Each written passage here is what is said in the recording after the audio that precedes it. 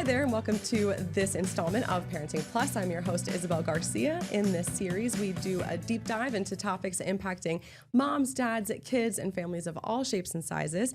And I have two wonderful guests with me here today. I am joined with Erin Agnello, the program coordinator for the Injury-Free Coalition of Rochester, as well as Dr. Christopher Monson, the pediatric critical care doctor at Your Medicine Golisano. Thank you both so much for joining me today. Thanks for having us. Of course. And the topic, you can probably see it there on your screen, but we're going to be talking about car seat safety today. So a lot to talk about with this topic, especially just all of the variety of options that are out there. But in terms of just the work that you both do in the community, why don't I start with you, Erin? Can you just talk to me about your organization and kind of the mission and what you do here in Monroe County? Yep. So the Injury-Free Coalition for Kids is a national coalition. There's over 40 sites across the nation. You have to be paired up with a level 1 trauma facility to be a site. So that's how URMC has been a site for 20 years now. And we are education and outreach in the community about preventing unintended child injuries. So home safety, sleep safety, pedestrian bike safety, and car seats. Absolutely. Excellent. And Dr. Monson, I wanted to go to you in terms of, how your role as a pediatric critical care doctor kind of coincides, with the work that this organization is doing. And if you can just touch on, some of the incredible work that you're doing in the community. Of course. So this topic is really important to me specifically because as a critical care doctor in the pediatric ICU over at the University of Rochester, we take care of the sickest of the sick, of kids everywhere from a couple of days old to 21-ish years old. And the far and away majority of children who die before they reach adulthood die from injuries. And that's been consistent for the last many years now. And so this organization sprouted up across the country because of that being a really important way for us to avoid kids being injured and getting sick and having life-changing illnesses and injuries because of this kind of problem. And the far and away biggest one is car accidents. And we've made huge progress with car seats over the last 20, 30 years so that it's no longer the number one injury, but it's still very common, and that's something we should not forget about. Absolutely. I know before we got started, you said that your kind of goal is to eventually one day be put out of a job, if you will. And in terms of just the basics when it comes to car seat safety, Erin, I wanted to go to you. What are some things that parents, as I mentioned, like so many options out there, so many different places you can get car seats, reviews, TikToks, everything out there that can tell you what to get. But what are some of the top takeaways that parents should keep in mind, or if you're family planning? Yep. So we're looking at the car seat that's going to fit the child. So the height and weight. We're going to look at the car seat that's going to fit the vehicle, and the car seat that's going to fit the other passengers in the vehicle. So if you have 3 children in car seats and you want, 3 in one row in the back seat, we're going to, look at specific car seats for that. And we're most importantly look for a car seat that you can use correctly every single time. Excellent. And in terms of, the rules of the road and the rules of the car seats, I have a stat that was provided to us that says that 75% of car seats are installed incorrectly. 75%. Yep. That's enormous. 75%. So that's anywhere from the car seats not secure properly to the vehicle, to the harness straps are too loose on the child, not in the right position. They're wearing the winter jacket on underneath the harness straps. Chest clips not in the right position. So there's a little bit of everything that goes into that stat, as well as that stat comes from people who actually go to car seat check events. That's where they pull the stats from. So these are people who are pretty safety conscious, looking to make sure their car seat's installed properly.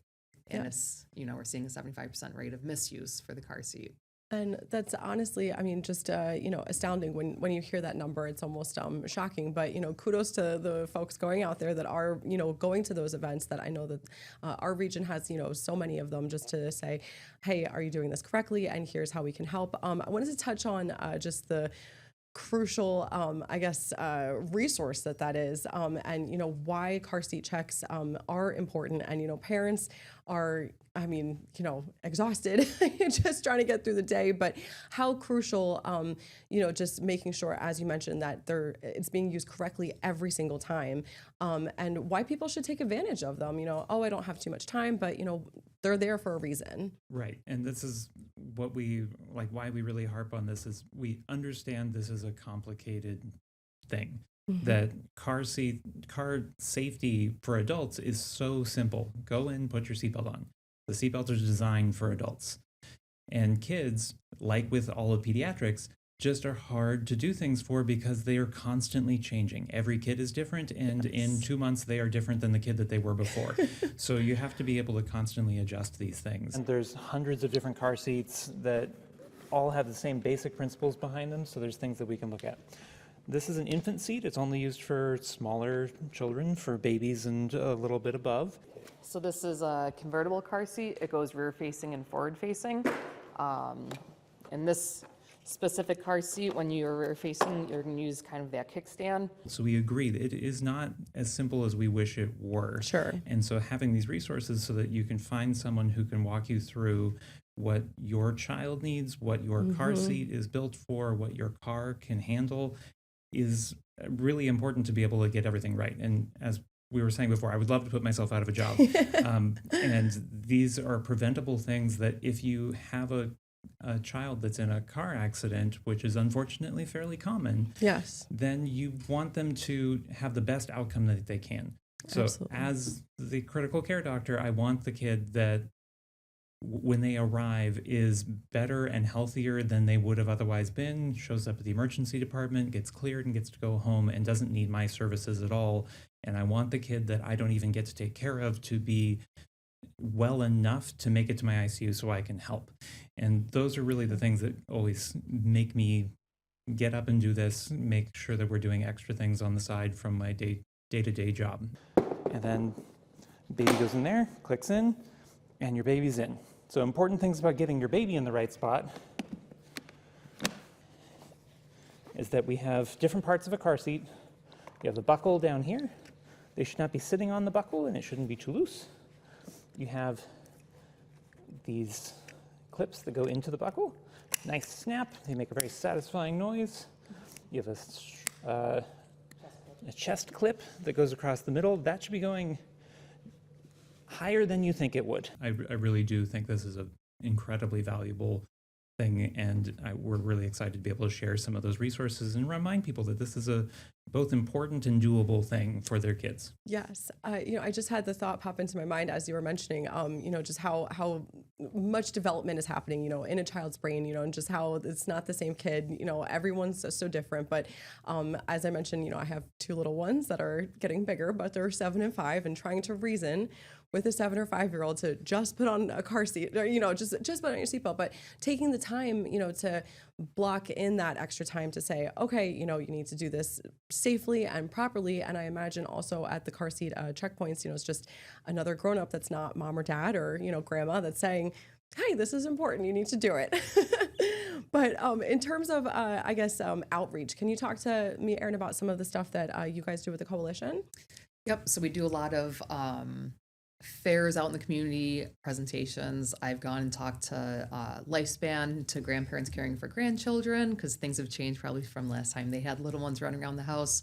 I actually just got done earlier this morning with a National Injury Prevention Day fair at the Rochester Museum and Science Center. So we pulled a lot of different entities to talk about preventing unintended injuries. As far as car seats, every time I do an event, I have some part of my table or some type of handout about car seat information, whether it's New York State law, information about counterfeit car seats, and information about where to get their car seat installation checked. Excellent. And as far as, I know you mentioned some of the takeaway points that, parents can be looking for. When it comes to understanding the differences between, the weight of the child and how that fits properly with just kind of the age range guidance, knowing that there's, as, mentioned again, everyone's different. Every person and every child is different. But, when it's that exciting, kind of, oh, I want to graduate, to the next car seat up, moment. How do you know, when it's time to do that? Yep. So a couple different factors. So New York State law So New York State law, rear facing till 2 years old, which Okay. I believe changed in 2019. It used to be one, Yes. now it's 2 years old. Forward facing with a 5-point harness until their 4th birthday, Okay. and then a car seat or a booster seat until their 8th birthday. Every time we talk to caregivers about when do we move them to the next car seat, I explain that every time they graduate to the next car seat, it's slightly less safe than the seat before. So rear facing is the safest seat in the car for anybody. Just based on crash dynamics, the shell of the car seat takes on more of the crash dynamics, and rear facing, the car seat's going to rock and come back, and the child actually slides up in the harness straps. Whereas when they're forward facing in a car crash, they're going to go into the harness straps, much like you and I do with a seatbelt. And then obviously a 5-point harness is safer than a booster seat with just the 3-point Sure. seatbelt harness. So because she's forward facing, we want to make sure that the harness straps are at or just above the shoulders. And I know, we were all discussing before organizing here for this conversation, but the difference too, my kids are now in boosters, but there's still variance for within that category, the backless versus the, with a support. And so what are the differences there for the kind of older stage? So the high back booster versus no back booster seat, every car seat has stickers on the sides of them. They'll talk about the maximum height and weight of the car seat, including booster seat. The one important thing with the booster seats, whether it's high back or no back, is that it has to be used with a lap shoulder belt, so not just a lap seat belt. And if it's a no back booster seat, it has to be in the vehicle seat position that has a headrest. So a lot of times if you think about like the back center seat of an SUV might not have a headrest. And also booster seats cannot be used on airplanes because airplanes only have the lap seatbelt, not a lap shoulder belt. Interesting. Okay. So yeah, just kind of making sure all the T's are crossed and I's are dotted. Yes. And the general idea, like we were saying, like the car seats are designed to make it so that children fit into the safety structure of the car in general.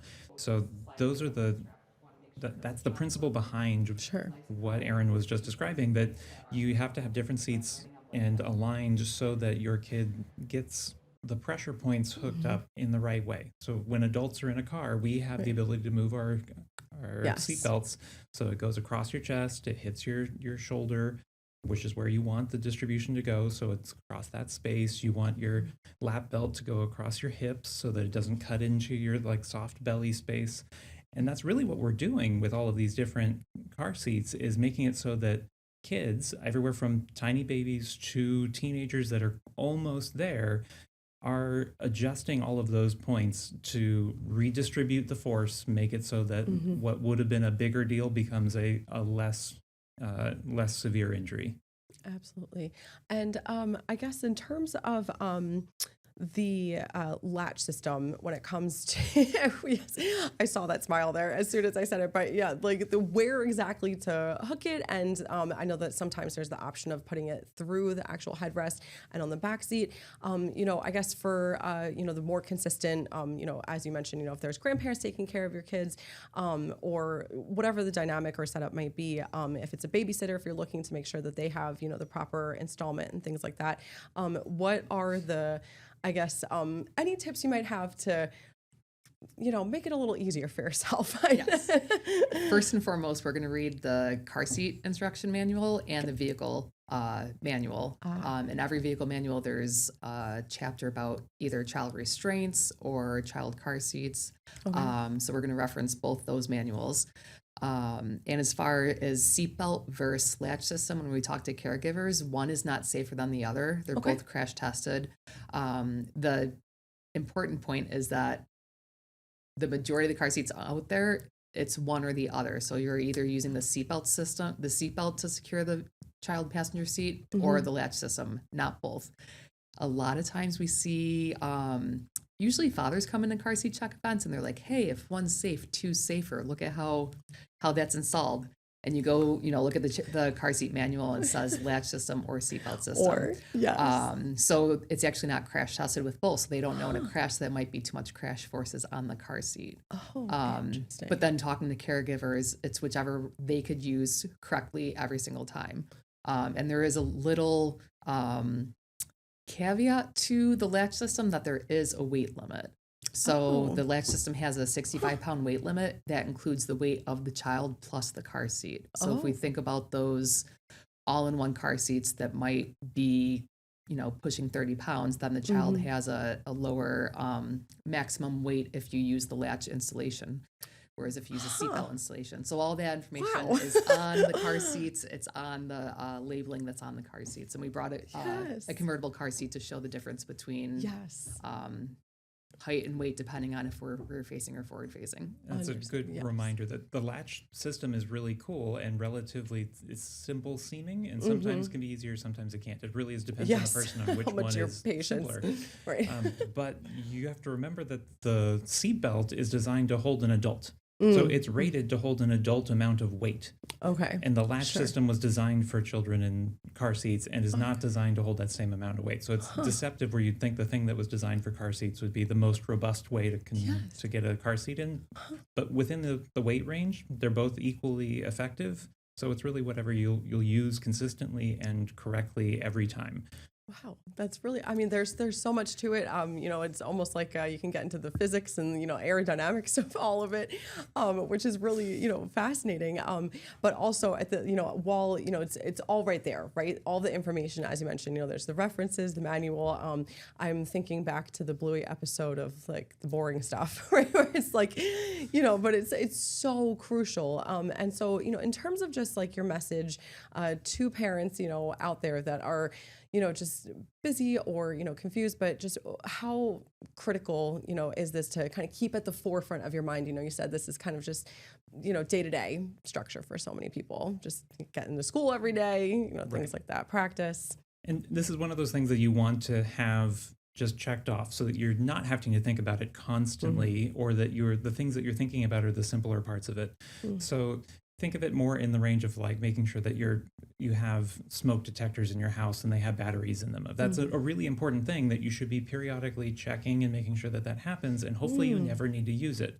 And this is in that same kind of area of get it checked out, get to know your car seat, know how it gets set up, and then once in a while, as your kid is growing and as maybe you're going to your pediatrician's appointments or as they hit some threshold of weight range, do a double check. Look on the stickers on the seat, look at the manual and go, wait, do they still fit? Does this still make sense? Should I adjust this harness?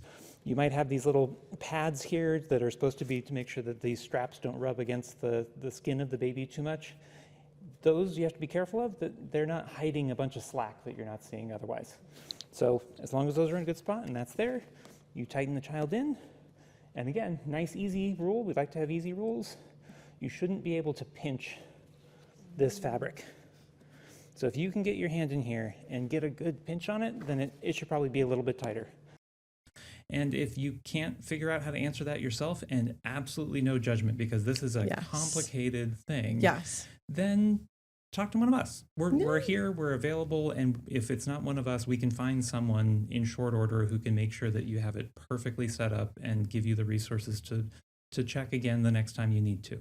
And with that being said, we took a 4-day course to become child passenger safety technicians. So there is, a lot of information that goes into that. I was shocked at the detail of this course. I have done a lot of schooling. I have gone to a lot of things, and it was a full 4-day world unto test, itself. And then getting out there and testing this out in all the different types of cars, all the different types of seats. I did want to point out that this at the bottom here can show you the other type of hook.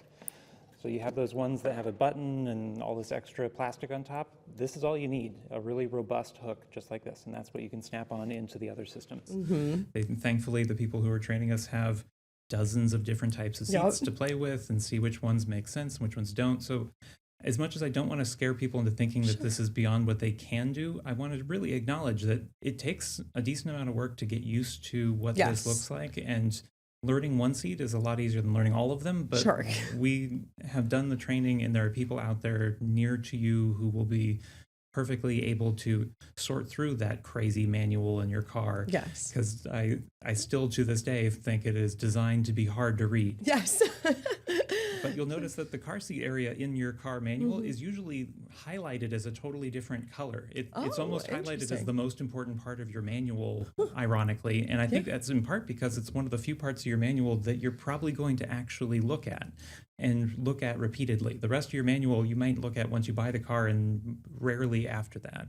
Yeah, that's really fascinating. Again, all just the information and the resources that are readily available out there. And, I love that you mentioned too, just no judgment, going to the, car seat check events, everyone's seen the crumbs, Cheerios all over the back seat.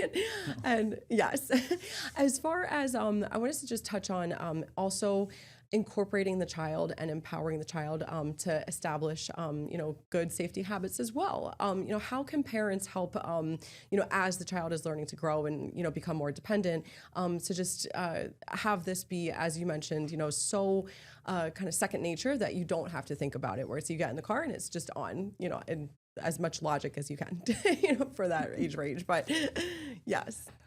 I'll let you take that. Oh, thank you. The easy question. Yes. I mean, it's very child dependent and where they are in their developmental stage. But if nothing else, it should be, this is what we're doing. There's no exception to this. We're not leaving before this happens. We're going to do the thing that makes sense and we're all going to do it together. And as with all things with kids, if you can show them that this is the thing that you do and that it's important to you, so you always put your seatbelt on and you make sure everybody else has their seatbelt on, and that's what we do before we leave. That goes a long way, and showing them that just because their seatbelt is different than yours, and it truly is better than yours, that if everything's installed correctly, they have the nicest seatbelt in the car. Which is love great. showing off, yes, and having that empowerment. And then you run into a different set of challenges when you get to like adolescents and teenagers who this seem like if you're happen to be a slightly lighter or slightly shorter teenager, you don't want to be seen with a booster seat, and that at least some people don't, and that seems very reasonable to me. We have like our few tricks with it are that you can see better. Yes. Like you truly are lifted up and you have a better seat in the car. I mean, you need to if you're driving, depending on, if you're in the driver's seat, right? Absolutely. And it's really not their fault that it just as with an adult, if you have a small adult who is in the driver's seat and wants to be able to reach everything, everything in that seat adjusts. Yes. So you can put the seat up, you can bring the steering wheel closer to you. Like the whole thing is designed so that any size person can be in that seat. The back seats are not designed to do that. So we have to add stuff to make it so that the kid can fit in the seat the way that they're supposed to. So for demonstration purposes, we're going to put it between the headrest and the vehicle seat. We're going to hook it to the top tether hook, and there should be labeling, probably embossed on black writing on black plastic. Then what I like to do is sandwich the shoulder portion of the seatbelt and lap portion of the seatbelt, so we make sure that we don't have any twists in the seatbelt. I'm going to go through the forward-facing belt path. On this car seat, there's two different belt paths. This is the forward-facing belt path, so we can use that one. Absolutely. I appreciate all those insights. And it's interesting, too. So something that my husband and I have done is also to connect through play. And so, as you mentioned, of course, this is just what's happening before we can go. And we kind of came up with this game where it's like they have this, magic power that until, they have the seatbelts on, the car can't start. And so how are you going to make it start? You got to do it. But I think that just trying to remember too, because it's such a, just the day-to-day tasks, of parenting, but it can just become that kind of, mundane, kind of situation, but having some fun with it. Absolutely. And I have a 2-year-old girl at home, and she, when the moment she could do anything herself, she wanted to. So it became an easy, okay, you want to do the chest buckle? No problem. Right. So I'm going to do these ones, and then you're going to do that part, and great job, you did it. and it makes them invested in it as well. That's excellent. Excellent. And I know that we are going to get a chance to kind of see this in action. And so we are going to kind of wrap up here for this part of the conversation. And when we return, we're going to be seeing exactly how these car seats, can get installed, and some more visuals kind of with the mechanisms and things like that. But in terms of just kind of any parting words that, you hope that parents take away from this conversation. Erin, I'll start with you. I would say, like, obviously your child's growing, so as they grow, we're going to always double check the harness straps to make sure that they're in the right position on the child. So if they're rear facing, we want the harness straps at or below the shoulders. If they're forward facing, we want the harness straps at or above the shoulders. And both seats, we want the chest clip nice and high, because that prevents the shoulders from slipping out in case of a car crash. Excellent. And Dr. Madsen, I'll go with you. I really just want to reiterate that this is something that is important, and I know that a lot of parents find it important, and that the time that it takes to get this right is worth the time invested. And there's so many people willing to help, and when you show up to events, when you call your local fire department and go, is there someone there that can help? And not always someone right immediately available, but everyone wants you to get this right. And so no one's going to judge you. Everyone wants to see, again, no one cares about how many Cheerios there are in the seat. We've all been there. It's not just Cheerios. Yep. That's fine. As long as if you get into a car accident, that kid is sitting there smiling, then it's all worth it. Excellent. Well, I want to thank both of you so much for all of your expert insight and information that you provided today. And I'm looking forward to seeing exactly how all of the car seats work. And we'll wrap that up for now. And we want to thank you for joining us for this installment of Parenting Plus.